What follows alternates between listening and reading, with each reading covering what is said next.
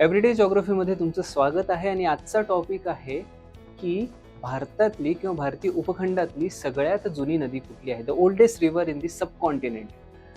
गंगेला जरी पौराणिक कथांमध्ये किंवा शास्त्रांमध्ये अनन्यसाधारण महत्त्व दिलेलं असलं तरी गंगा ही सगळ्यात जुनी रिव्हर नाहीये. ना की सिंधू आहे, ना की ब्रह्मपुत्र आहे. मग प्रश्न हा पडतो की भारतातली सगळ्यात जुनी रिव्हर कुठली आहे. जर पॅलिओ फ्ल्युअल जिओमॉर्फोलॉजीच्या म्हणण्यानुसार जर आपण गेलो किंवा त्यांच्या शोधानुसार जर गेलो तर भारतातली सगळ्यात जुनी जी रिव्हर आहे ती आहे कावेरी. कावेरीचा जो उगम आहे तो वेस्टर्न घाट्सपासून सुरू होतो, पण ह्या रिव्हरची जी सुरुवात झालेली होती ती जवळपास 200 दशलक्ष वर्षापूर्वी झालेली.